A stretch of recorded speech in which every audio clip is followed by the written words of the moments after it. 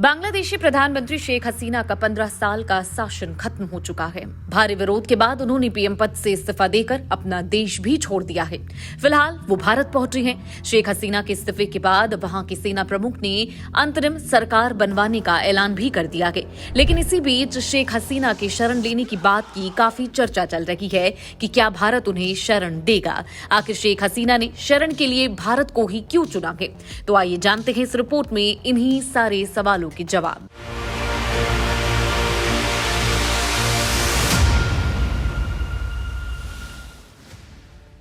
इन वजह से भारत पहुंची हैं शेख हसीना। पिछले कई सालों से भारत शेख हसीना सरकार का समर्थन कर रहा है, जिससे दोनों देशों के बीच संबंध अच्छे हुए हैं और इससे दोनों देशों को काफी फायदा भी हुआ है। बांग्लादेश की सीमा से भारत के कई पूर्वोत्तर राज्यों की सीमा लगती है, जहां काफी संख्या में उग्रवादी समूह एक्टिव हैं। ऐसे में बांग्लादेश से भारत के अच्छे संबंध इन पर नकेल कसने का काम करता रहा है।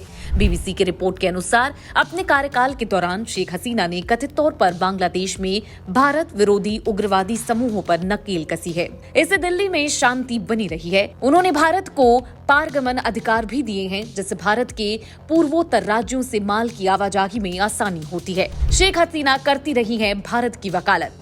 शेख हसीना, जिन्होंने 1996 में अपने पहले चुनाव के बाद भारत के साथ घनिष्ठ संबंध बनाए रखे, इसके साथ ही उन्होंने ढाका दिल्ली के बीच मजबूत संबंधों की हमेशा वकालत की है। साल 2022 में भारत की यात्रा के दौरान उन्होंने बांग्लादेश के लोगों को याद दिलाया कि कैसे भारत ने अपनी सरकार, लोगों और सशस्त्र बलों के साथ मिलकर 1971 के स्वतंत्रता संग्राम के दौरान बांग्लादेश का समर्थन किया था। हालांकि भारत के साथ उनके घनिष्ठ संबंधों और भारत के उनके समर्थन की विपक्षी दलों और कार्यकर्ताओं द्वारा आलोचना की गई है। उनका तर्क है कि भारत को बांग्लादेश के लोगों का समर्थन करना चाहिए, किसी खास पार्टी का नहीं। Neighbourhood first. पिछले एक दशक में भारत और बांग्लादेश के बीच रणनीतिक संबंध लगातार मजबूत हुए हैं। बांग्लादेश भारत के नेबरहुड फर्स्ट नीति का लाभार्थी भी है। भारत की इस नीति का मतलब है कि पड़ोसियों को विशेष रूप से ऋण मुहैया कराना, ऊर्जा, वित्तीय और भौतिक रूप से संपर्क मजबूत करना। इसमें कनेक्टिविटी क्षेत्र में उपलब्धियों में त्रिपुरा में फेनी नदी पर मैत्री सेतु पुल का उद्घाटन और चीलाहाटी हल्दीबाड़ी रेल लिंक का शुभारंभ शामिल है। सबसे बड़ा ट्रेड पार्टनर।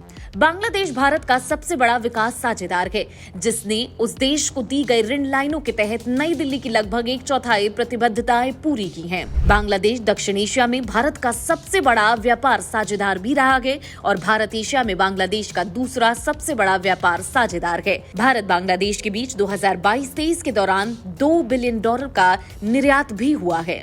तो ये थी शेख हसीना के भारत आने से जुड़ी हमारी रिपोर्ट। आपको कैसी लगी ये रिपोर्ट कमेंट बॉक्स में जरूर बताएं। साथ ही इस पूरे मामले पर आप क्या सोचते हैं कमेंट बॉक्स में जरूर लिखें। बाकी देश दुनिया की खबरों के लिए बने रहें जनसत्ता के साथ। धन्यवाद।